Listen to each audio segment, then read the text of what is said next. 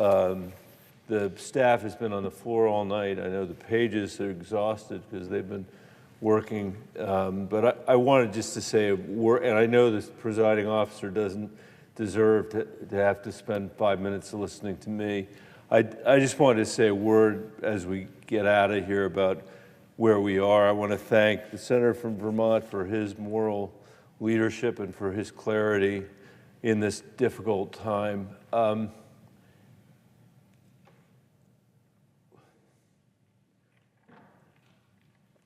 Not that long ago, we had a conversation with the president of Ukraine, President Zelensky. And it was while we were still in the midst of COVID and we were meeting on Zoom. And he said to the United States Senate that the Ukrainian people were fighting so they could live their lives the way we live our lives, the way we live our lives in the United States. And more recently, in our last meeting with him, which was in person, he came here and met us in the old Senate, or in the, I guess, the Mansfield room. And he said to us that they were going to continue to fight, that if we didn't support them, they would lose, but that they would never stop fighting because the Ukrainian people know what freedom is about, and they wouldn't stop. He thought that they could succeed if we continued to support them. He was very clear about that. And it wasn't clear to me that we were going to be able to fulfill our commitment. There have been moments, I've been here now 14 years or so, there have been moments when I have really wondered whether the United States Senate is just a relic of its former self, that our democracy is a relic of its former self, that the evidence that Xi Jinping and Vladimir Putin believes have piled up over the decades and over the century has put the United States in a place where it has no capacity to lead anymore. That is what they say at every negotiating table that we find ourselves with them, that the 20th century was our century, but this is a different century. It's a century for totalitarianism, a century for authoritarianism, a century where might makes right. As the presiding officer knows, my mom was born in Warsaw in 1938, a Polish Jew, the worst place on planet Earth that anybody could have been born, in the worst moment when anybody could be born. And I'm going to spare you because we're here and we got to move on, but they lived through the worst that humanity had to offer. My mom and my grandparents, Helena Kledgman and John Kledgman, but they finally came here to the United States of America after the war was over to rebuild their shattered lives. And they said to me that they had been happy here ever since. That was their language, with humanity's greatest treasures, democracy, freedom, and love, as they described it. And they hoped that in the course of our lives, that their grandchildren would be able to spread these treasures around the world. And tonight, that's what we've done here in the United States Senate. Tonight, we've said that the rule of law matters, that democracy matters, that we recognize that the fight the Ukrainian people have been in for the last 2 years, a very unexpected fight with unexpected successes along the way, more predictable setbacks along the way, but an extraordinary testament to the Ukrainian people's courage, to their stamina, to their willingness to fight just to be free, just to live, as President Zelensky said, just to live the life that we have lived, to die in the cause of democracy. That's what they have done over the last 2 years.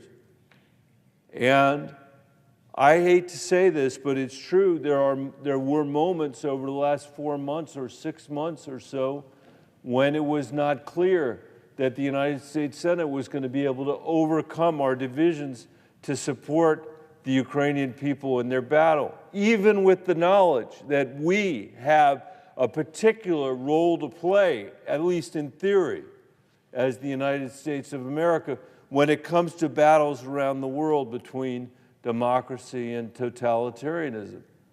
An obligation we have never fulfilled perfectly, but an obligation that, at least since World War II, we have had to carry uniquely among all nations. I will say, Mr. President, just as I come to a close, that I have had my doubts over the last 14 years about whether this place could operate again, whether we could make hard decisions on behalf of the American people, our children and our grandchildren, whether it was just a relic of some bygone era. And that's been particularly hard for me because I actually believe in democracy. I believe in the wisdom that's created, not from what I think or what you think or what the senator from Georgia thinks or even what the pages who are sitting on this floor thinks, but the wisdom that comes from the collision of our disagreements and the collision of our disputes, disagreements and disputes that can only happen in a free country because with the First Amendment and the ability to express oneself, with a free press. The only places, the only human societies where everybody agrees with each other are totalitarian societies where there's somebody in charge telling everybody what to think, like Putin's Russia.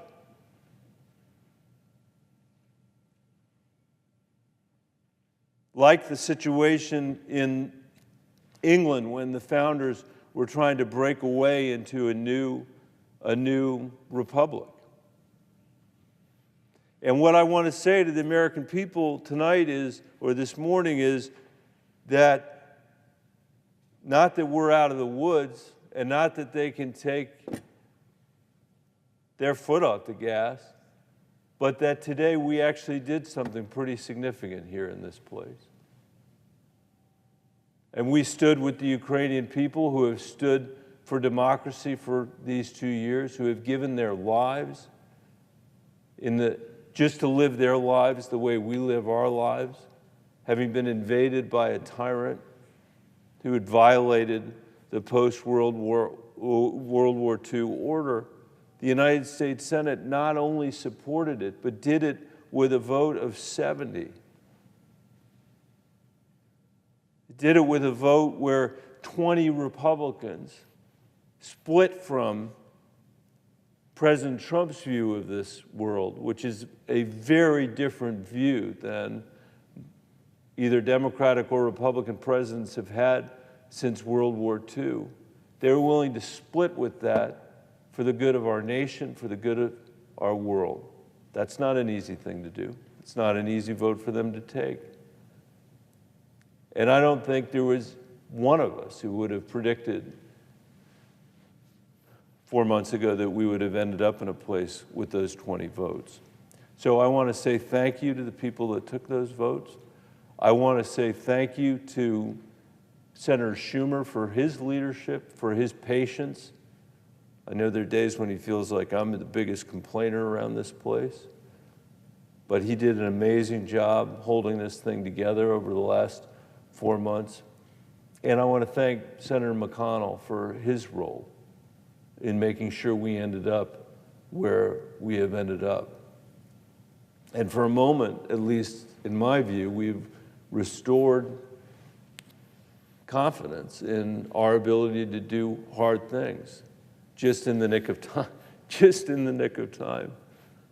And there is so much left for us to do. There's so many things that are beyond our control in this world that I think it really is important for us to get our act together. It is really important for us to have an education system in this country that delivers opportunity rather than reinforcing the income inequality that we have, which is a threat to our democracy. It's really important for us to find a way to work together to create a healthcare system that doesn't make the lives of the American people a misery.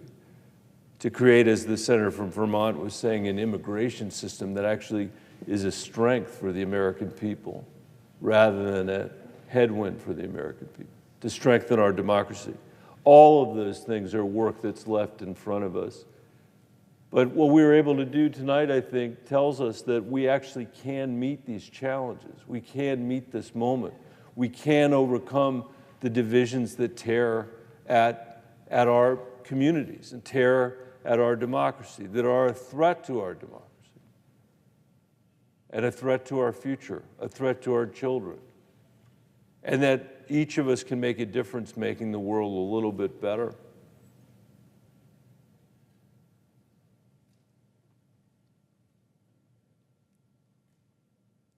There are a lot of people in this town who believe that the House of Representatives will never pass this bill.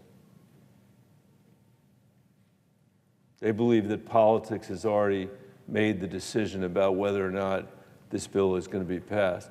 I don't believe that. I'll make a prediction this morning, and my prediction is that this bill is going to pass in the House of Representatives, and that this country is going to stand with Ukraine, that we're going to stand with NATO, that we're going to stand with free people all over this planet in a fight that's no less important today than it was when my mom was born in Warsaw in 1938. It is exactly the same fight with exactly the same importance.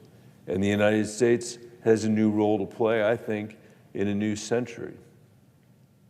And tonight, I think, or this morning, we've demonstrated that the United States Senate is going to lead. And I am very, very grateful for that. Mr. President, I yield the floor. The Senate stands adjourned until 3:30 on Friday.